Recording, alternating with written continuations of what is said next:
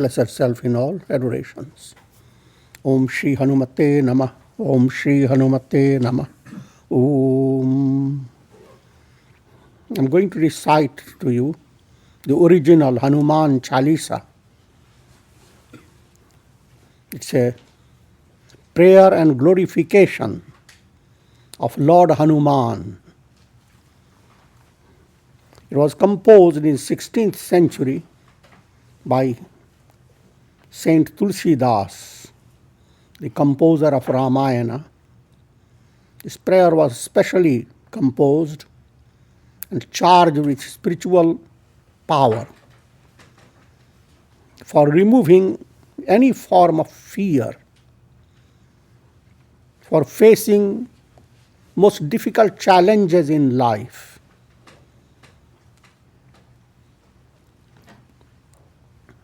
and for strengthening one's steps towards self-realization. And it is taught to children from the very early age of their life, to have some time during the day to recite Hanuman Chalisa, especially prior to going to sleep. Those who are haunted by negative dreams or any type of fear, and even if you have the actual phenomenon of ghost haunting any place or any type of negative spirit or any type of fear pertaining to negative spirits, Hanuman Chalisa is considered one of the most powerful stotras, Hindi prayers, to remove that fear, to remove all the negative vibrations, and to create that which is positive. More about Lord Hanuman I will explain to you later.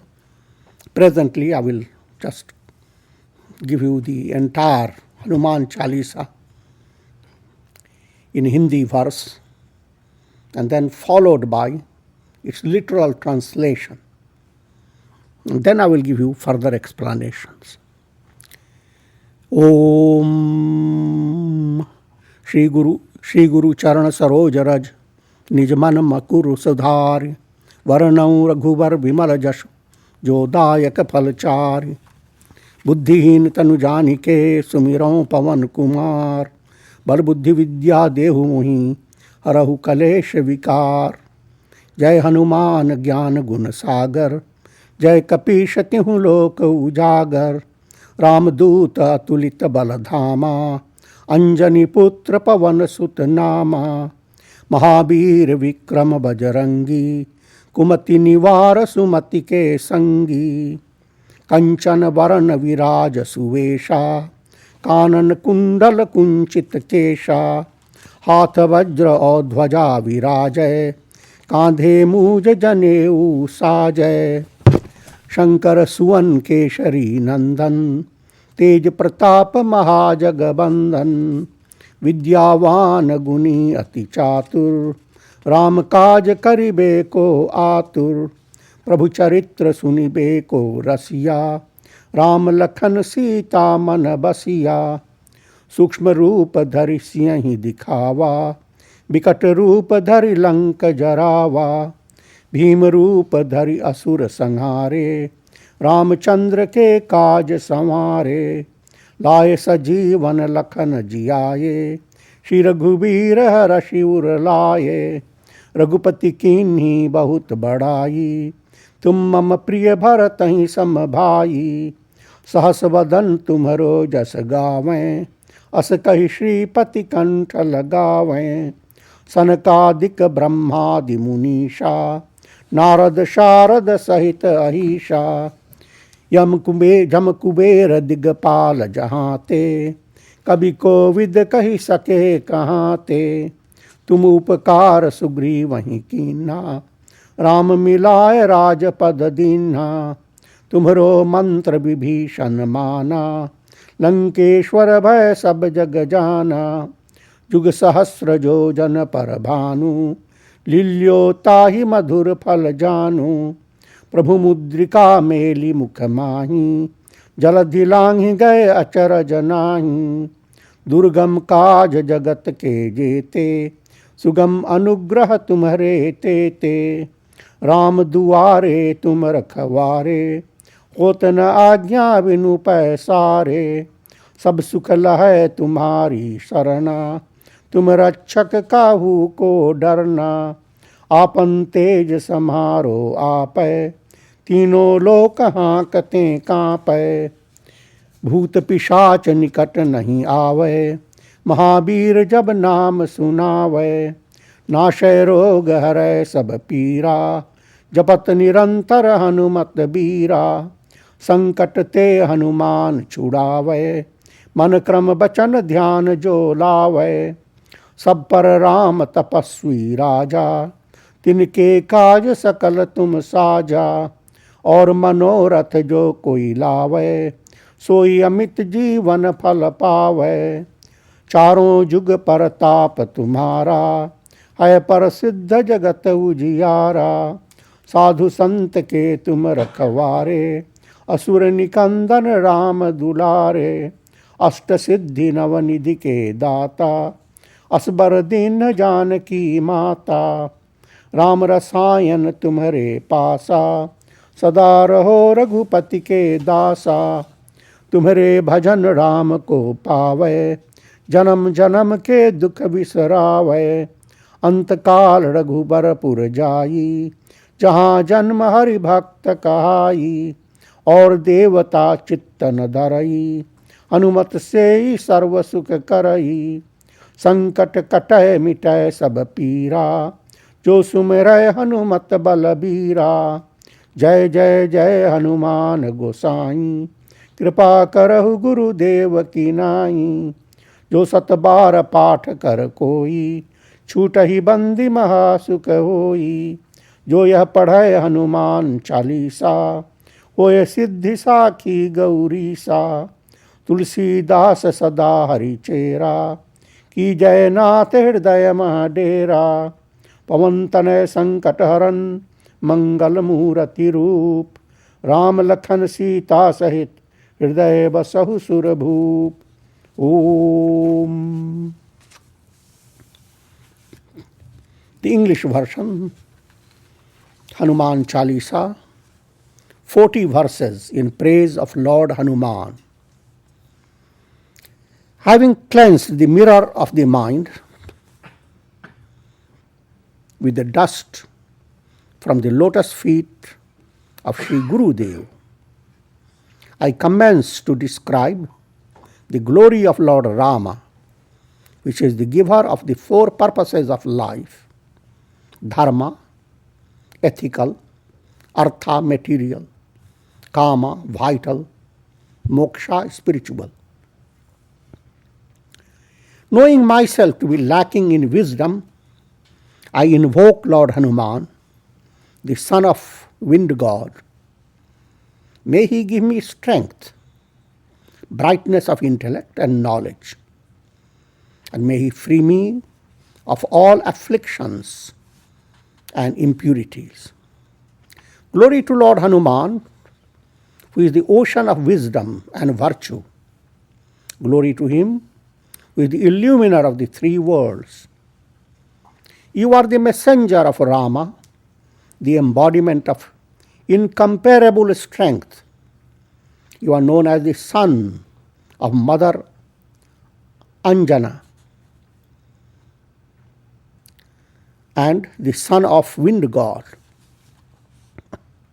O great hero, your valor is like a thunderbolt. You are the destroyer of wrong knowledge and giver of right understanding. Your complexion shines like gold. You are beautifully adorned with earrings and curly hairs. You hold in your hands a thunderbolt and a banner. Your shoulder is decked with a sacred thread made of munja grass. You are the son of Lord Shiva, also known as the son of Kesari, endowed with immense valor and effulgence. You are adored by the whole world. You are endowed with immense knowledge, virtue, and dexterity in action. You are ever ready to carry out the behests of Lord Rama, ever immersed in listening to the glorious exploits of Lord Rama. You abide in the very heart of Rama, Sita, and Lakshmana. You appeared before Shri Sita Devi in a minute form, but having assumed a colossal form, you burnt down the demoniac city of Lanka. You destroyed demons by assuming a terrible form. Thus you fulfilled the mission of your Lord, Shri Ramachandra. Having brought Sanjeevani Bhuti, the potent herb that relieves and rejuvenates one who is mortally wounded. You brought Lakshmana to life. Immensely pleased, Lord Rama enfolded you in his arms. Rama, the lord of the Raghu's clan, showered abundant praises on you. You are saying, you are even dearer to my brother Bharata. The 1,000-hooded Sheshanag, Shesha serpent,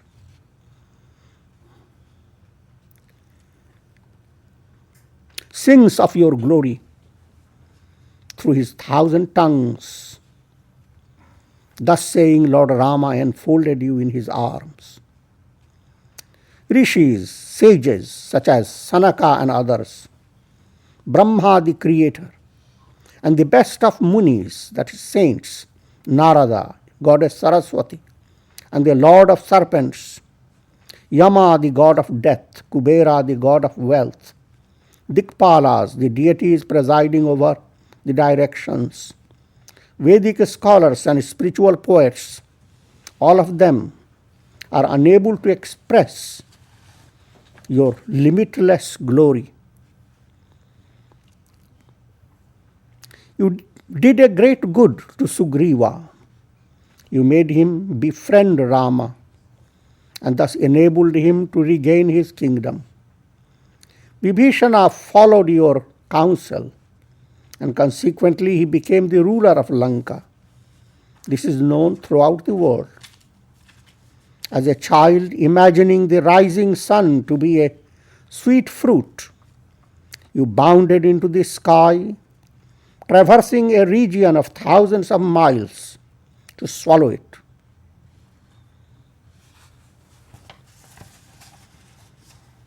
Holding Lord Rama's ring in your mouth, that was to be given to Sita, you crossed over the vast ocean, and there was nothing surprising about it, since you can help your devotee to cross over the ocean of the world process in an effortless manner.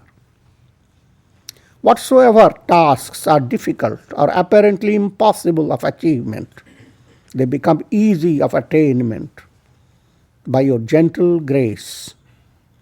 You are the gatekeeper at the palace of Lord Rama. No one can enter that palace without your consent. Those who have taken refuge in you enjoy all forms of happiness. Having you as the protector, no one needs to be afraid of anything in this world. You alone can restrain your terrible force. These three worlds are trembling before your might. Ghosts and pishachas, demoniac spirits, dare not approach the devotee who utters your name, saying, O Mahabir, O Hanuman, the great hero. By constant repetition of the name Hanuman, Mahabir, the great hero, one becomes free of all diseases and is relieved of all forms of pain. Anyone who meditates on Lord Hanuman by his thought, word, and deed is relieved of all his troubles. Lord Rama, the Lord of ascetics, is the ruler of all beings, and it is by you that all his divine works were accomplished. Whatever wish or desire is cherished by a devotee, Lord Hanuman grants that to him, and even more. He bestows upon him the very nectarine fruit of human existence, God realization.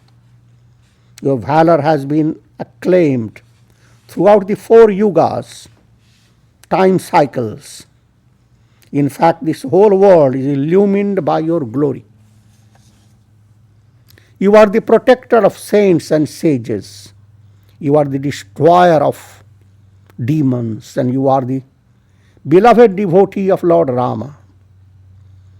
May you be the bestower of 8 siddhis, psychic powers, and 9 nidhis, treasures or minor psychic powers. This boon was granted to you by Mother Sita. You possess the potent remedy, the divine name of Rama, for destroying the disease of the world process. You are forever the servant of Rama. By chanting your name, one attains Rama, that's God realization. And thus one becomes free of all miseries. After death, your devotee dwells in the heavenly city of Lord Rama. Being born in that city, he is called the devotee of Rama. He attains eternal proximity with the divine self. Without being distracted by many gods, one who worships Hanuman with a one-pointed mind, he attains all the happiness of here and hereafter. All the troubles of life terminate. All his suffering cease. For one whose mind dwells on Lord Hanuman constantly. Glory, glory to Lord Hanuman. Shower your grace on me, even like a compassionate guru.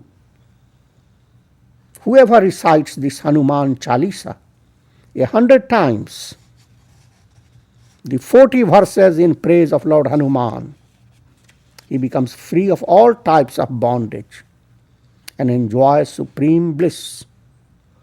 Whoever studies this Hanuman Chalisa, he will attain success in whatever project he may undertake.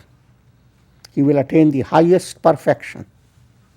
May Lord Shiva be the witness to my statement.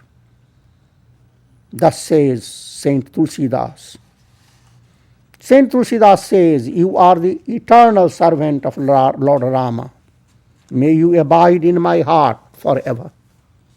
O Son of Wind God, destroyer of all troubles, the very embodiment of auspiciousness, may you dwell within my heart, along with Lord Rama, Lakshmana and Sita.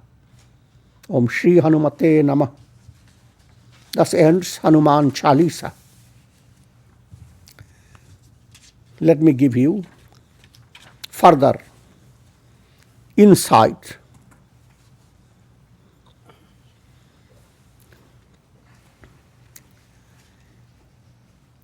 Lord Hanuman is the most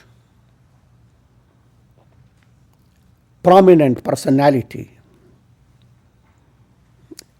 among the prominent personalities of the Ramayana.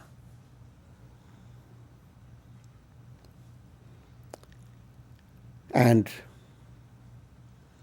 without Hanuman, Rama wouldn't have crossed the ocean and recovered Sita, freed Sita from the clutches of the demons. As you recall in the Ramayana, Rama symbolizes the soul within you.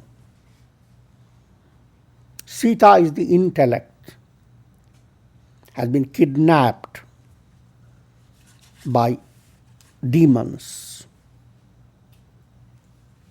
The demons relate to three gunas: sattva, rajas, and tamas. Sattva is good. Sattva is represented by Vibhishana, three demon brothers. Rajas is represented by Ravana, who is the lord of all demons. Tamas represented by Kumbhakarna. He sleeps for 6 months and wakes for a single day. But that single day is so destructive that gods had to plan for his destruction. In the story of Ramayana, Rama has to free Sita. He befriends Vibhishana, that is Sattva. And with the help of Sattva and with the help of Hanuman's power, Rama was able to destroy the demon king, and Sita was joined, brought back to Rama. Sita intellect, freed of the clutches of the modes of nature, becomes intuitional. The intuitive intellect joins your soul. If that happens, that is Rama Rajya, the rule of Lord Rama, the state of enlightenment.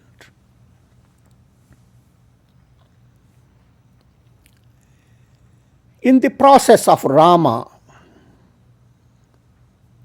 trying to destroy Ravana, Rama had to gather a vast army of monkeys and bears.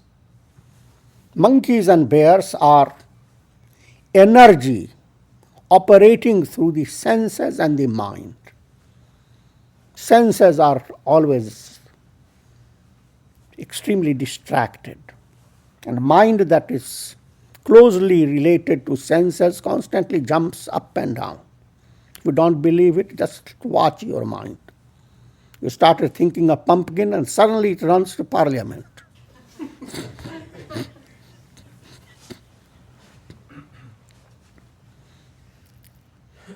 And there are certain aspects of the mind that sit hibernating in the unconscious. You are angry with a person, but we never say it until the opportunity comes. It is hibernating. Suddenly it wakes up.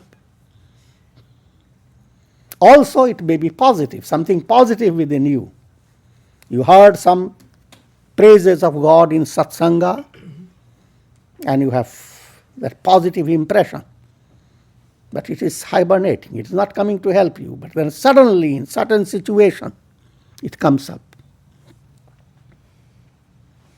Those energies operating through mind and senses are symbolized by monkeys and bears. According to the story of Ramayana, gods incarnated in the form of monkeys and bears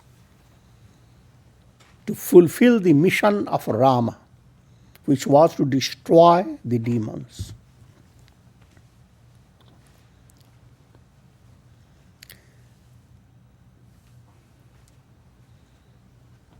And among those monkeys, Hanuman is special.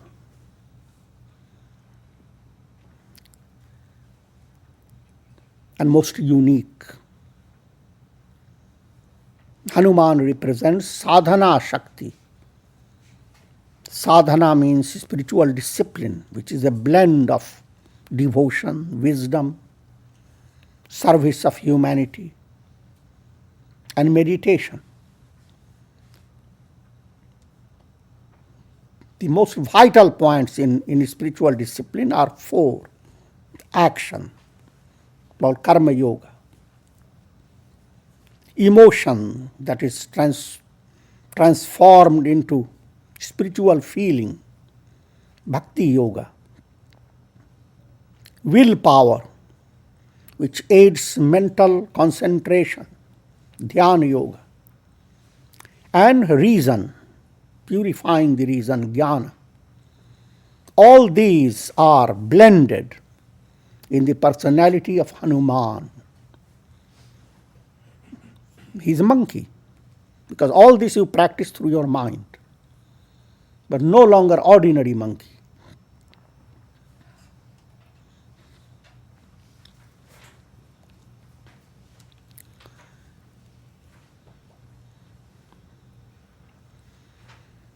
In Valmiki Ramayana, Lord Rama asks sage Agastya about Hanuman.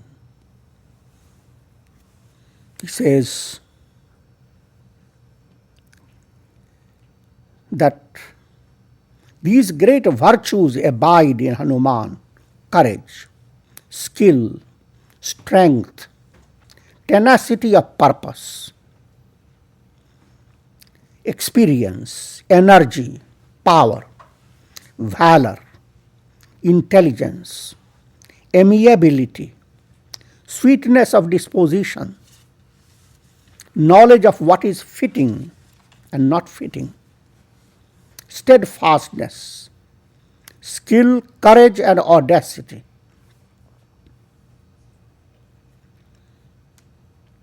And he wanted to know more about Hanuman, saying that no one could have helped him to conquer Ravana without the help of Hanuman. And Agastya gives a story, and I will just give you briefly. The story is highly figurative. Hanuman is a sadhana shakti, hidden in every personality, but you awaken it as you go on practicing yoga day by day. That sadhana shakti is awakened. And once it is awakened, once you have gained a high degree of inner purity, your spirit leaps across the ocean of the world process. It gains amazing power. Following the story of Hanuman, Agastya said that for helping Rama in his mission, Lord Shankara, Shiva, incarnated as Hanuman. There again, he incarnated in a special way. There was a monkey couple, Kesharin wedded to Anjana.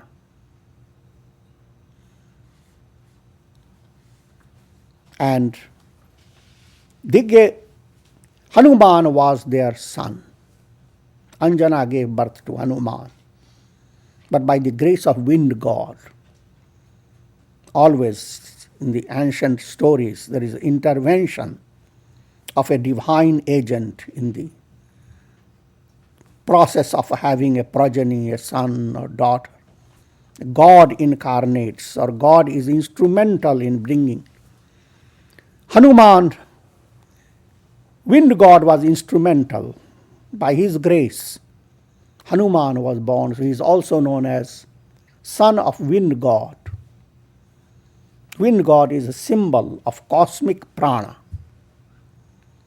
what is described as Kundalini Shakti. And cosmic prana is again an aspect of cosmic mind.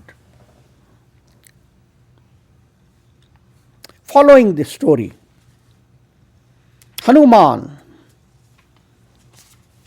even as an infant, once during the early hours of the morning, that's during dawn, Anjana Devi was engaged in something, plucking flowers or so. She drifted away leaving the infant behind. The infant looked up and saw a beautiful fruit coming into the eastern horizon, a red hue. And with his immense power, he bounced into the space and came closer to that fruit. In this process of his bouncing, wind god assisted him, because there was a child of wind god. With great love, wind god wouldn't let him perish. And having reached the sun, he swallowed it. There are many intricate stories. During that time, Indra comes and confronts Hanuman. And Hanuman leaves the sun god and goes after Indra himself.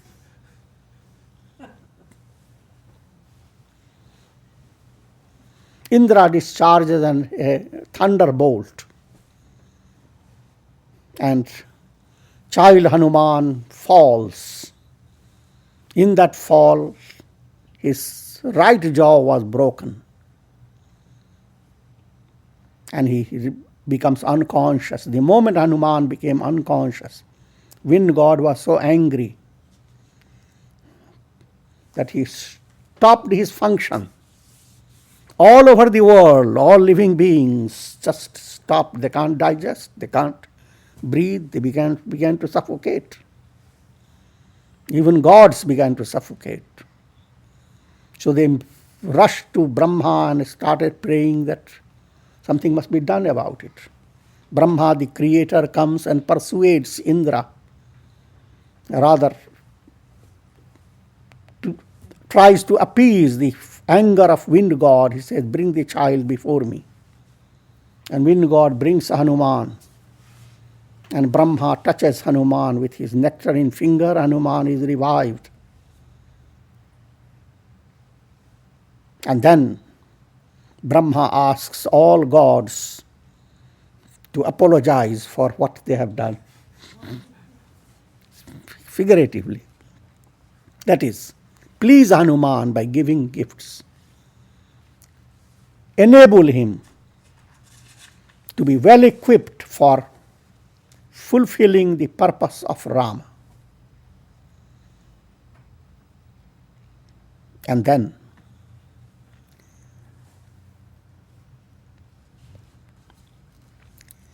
Brahma himself made Hanuman immune to Brahmastra. In old times, Brahmastra was considered the greatest type of destructive weapon. Mantra-charged arrow with recitation of mantras relating to Lord Brahma. And it was more than any destructive power one can imagine. It could be directed towards a single person, it could be directed towards a whole country and whatever. And it was unfailing. Hanuman became immune to Brahmastra.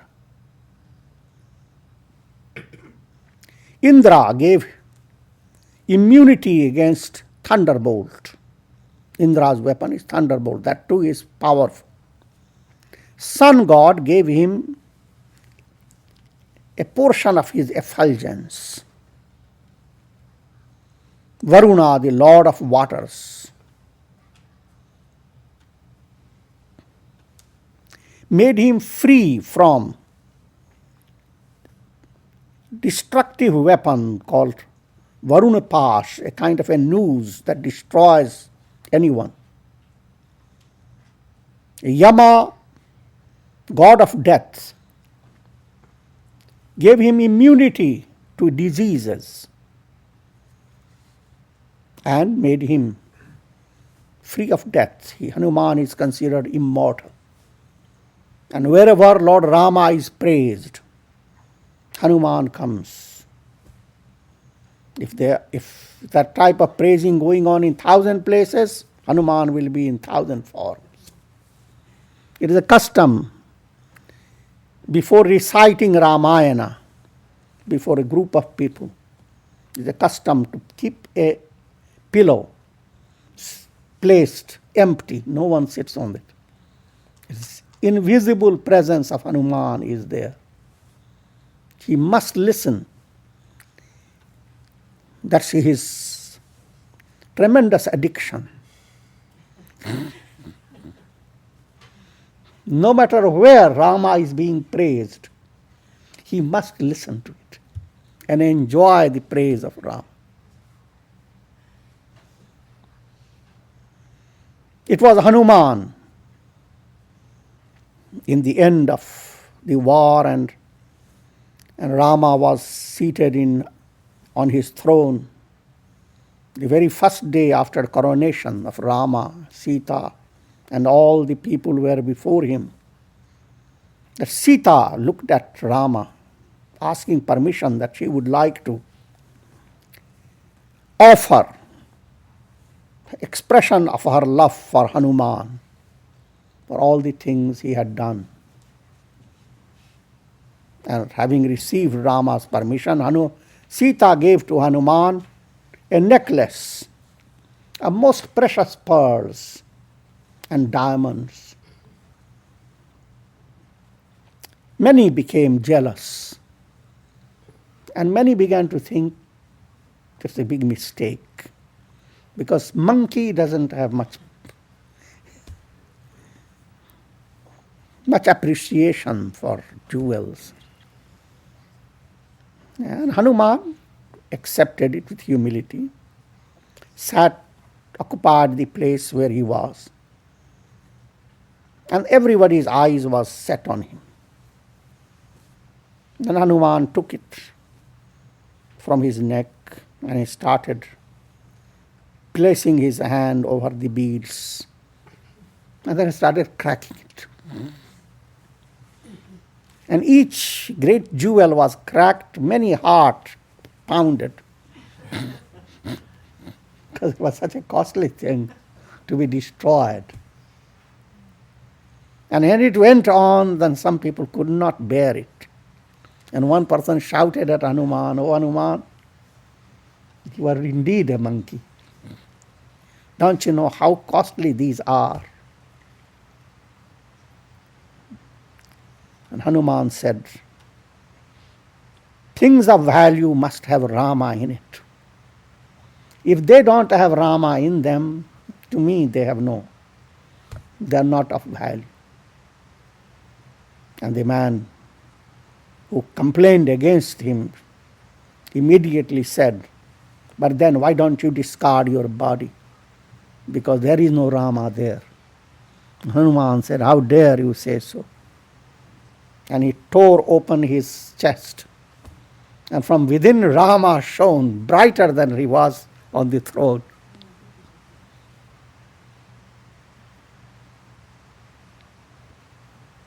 And all became quiet. All these parables have tremendous profundity about them, profound meaning. The meaning is that if you love material objects and you go on gaining them, and if you do not have love of God within your heart, all that you have attained, the best of treasure, it's just in vain. Like in mathematics, all the zeros have no meaning at all. The whole basket full of zeros. But put one unit before the zeros. 1 0, 1 and a 0 is 10. 2 zeros, 100. 3 zeros, 1,000. All your zeros have meaning. But if you take away the number, 1, 2 or any, and left with only zeros, then that's it. You don't have anything. Without God, you have nothing. Love of God, faith in God, a profound interest in uniting yourself with God, that should be your most cherished aspiration. And to the extent you succeed in that direction, the world around you will be a source of great joy and great meaning. Otherwise, it's completely empty process. You go on gaining lots of wealth and property, die, leave them all behind. Led by karma, get involved in another set of situations. So that's the meaning. The idea further is that repetition of divine name starts by your tongue. But as you advance and your bhavana, feeling goes along with it, every droplet of your blood, as if recites the name. The divine name courses through your veins. Again, it's very difficult to say in literal way. It's always figurative.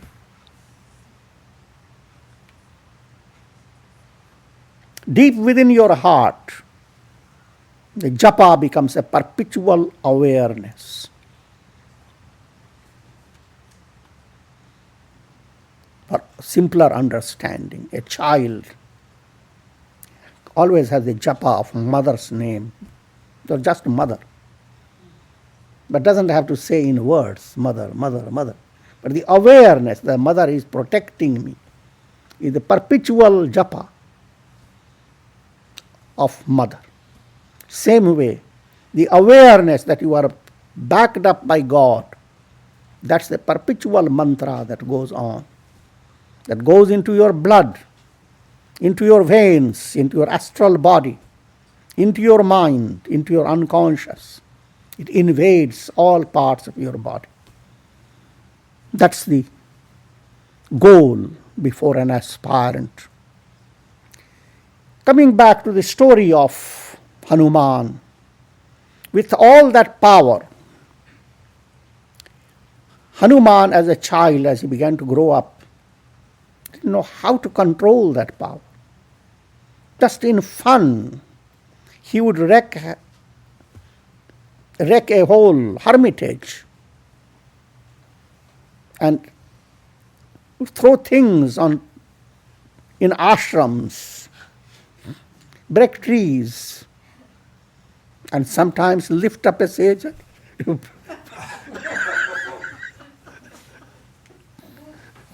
and swing him upwards.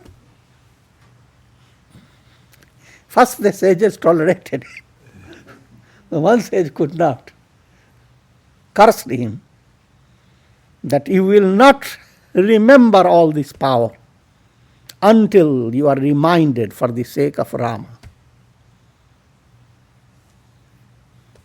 So Hanuman forgot and lived his normal life. Normal was not so normal either. He studied all the scriptures under the guidance of sun god and moved with the speed of the sun in the heavenly realm. All that again is highly figurative. Sun god is a symbol of a pure intellect. It is the very idea that he bounds to swallow the sun is symbolic of breaking the realm of relativity. As long as you are bound by karma, you are moving in a world of time and space, a world of relativity. The moment you transcend your intellect, represented by the sun, you are transcending the cosmic mind. In philosophical terminology, you go beyond Brahmaloka, the realm of Brahma.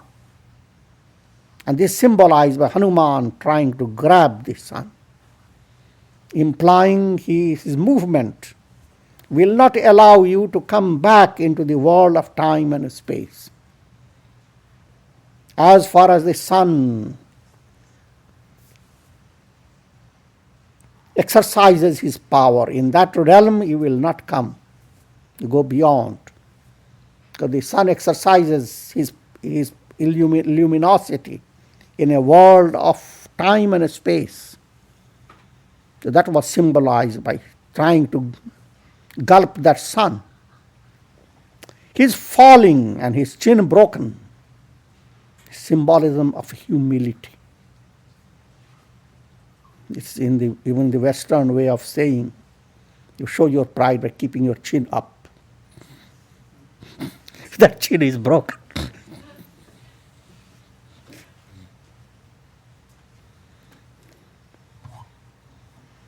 And there are lots of symbolism. Hanuman, as he began to cross the ocean, the whole monkey party was sent to find Sita. And Hanuman was among that party that was sent to the south. And they received the knowledge that Sita was across the ocean in this island of Lanka. But then the question was, who was going to cross over that ocean to reach Sita? No one was able to cross. Everyone described his power. One said, I can go halfway. I said, I can cross all over, but coming back, I will not have strength. Then they all decided, let's fast to death, not to return without finding Sita. And Hanuman kept quiet. And Jambavan then said to Hanuman, Hanuman, why are you quiet?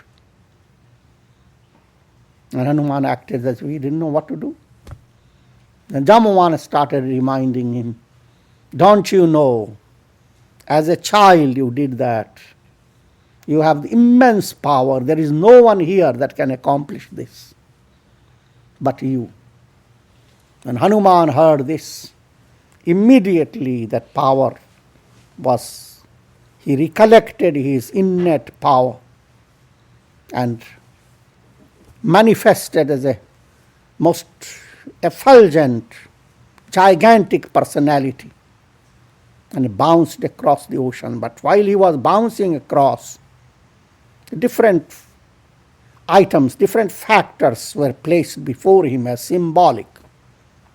First was a mountain rose out of the ocean to give him shelter. Hanuman said, I will not until I finish my job. So the message behind it, never get the idea of a life of luxury until you attain enlightenment. If you attain enlightenment, that in itself is the highest rest. You are not come here in the world to rest. That's the fact of life. Rest here meaning in a different way. The idea of stopping your self-effort. Your self-effort must continue until you attain God realization. Secondly, Surasa, a great spirit, was presented to Hanuman to test his strength. And Surasa comes right in front of him with his gaping mouth as Hanuman was about to cross, in the process of crossing. Hanuman said, move away. He said, no, God has given you as my food, and I must eat you up. You must enter my mouth. He said, all right, if I have to enter, then eat me up. And she opened her mouth to a certain proportion. Hanuman doubled his size, always a little beyond the open jaws of Surasa, until Surasa adopted such a vast space. And Hanuman then became like a little minute monkey and jumped on her tongue, rolled around, and then came out. And he said, now I have fulfilled your desire. You wanted me to get into your mouth? I did. Let me go. Surasa then suddenly disappears and appears into a gentle goddess, saying, O Hanuman, you have passed the test. You will succeed. And similarly, there are many occurrences. Here in this symbolism, the world is like a Surasa, always challenging your strength. And you must, by your self-effort, be more powerful than the circumstances around you. If circumstances have created this much of space, you must be double the size. However, you should also have the flexibility to bow down, become humble, so humble that nothing can touch you. Both must be blended to attain success. And may Lord Hanuman bless you. Om Shanti, Shanti, Shanti.